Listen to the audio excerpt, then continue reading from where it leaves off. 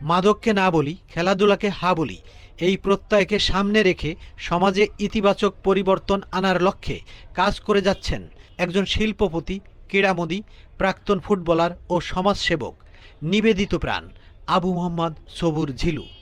তরুণ সমাজকে খেলাধুলার মাধ্যমে সুস্থ ও সৃজনশীল পথে ফিরিয়ে আনতে তিনি দীর্ঘদিন ধরে নিরলসভাবে কাজ করে যাচ্ছেন।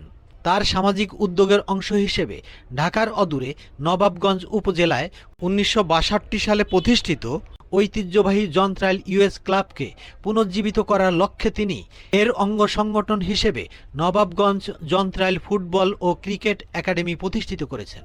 এই একাডেমির মাধ্যমে এলাকার তরুণ খেলোয়াড়দের নিয়মিত প্রশিক্ষণের ব্যবস্থা করা হয়েছে। পাশাপাশি মাঠের জন্য গোলপোস্ট সহ ফুটবল প্র্যাকটিসের প্রয়োজনীয় বিভিন্ন সরঞ্জাম তিনি উপহার দিয়েছেন। গত ২৯ জুলাই ২০২৬ নবাবগঞ্জ উপজেলার যন্ত্রাইলে অনুষ্ঠিত হয় ধানমন্ডি ফুটবল একাডেমি ও নবাবগঞ্জ যন্ত্রাইল ফুটবল ক্রিকেট একাডেমির মধ্যকার এক প্রীতি ফুটবল ম্যাচ।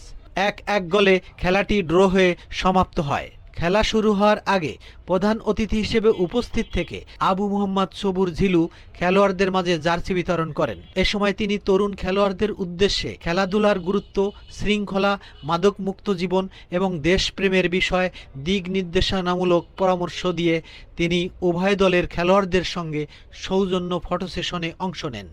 স্থানীয় ক্রীড়ামোদীদের মতে এমন উদ্যোগ নিয়মিত অব্যাহত থাকলে নবাবগঞ্জের যন্ত্রাইলে খেলাধুলার পরিবেশ আরও সমৃদ্ধ হবে এবং তরুণ প্রজন্ম মাদক ও সামাজিক অবক্ষয় থেকে দূরে থেকে সুস্থ, সুন্দর ও আলোকিত সমাজ গঠনে গুরুত্বপূর্ণ ভূমিকা রাখতে সক্ষম হবে। ঢাকার নবাবগঞ্জ উপজেলার যন্ত্রাইল খেলার মাঠ থেকে প্রিন্স দিশারি।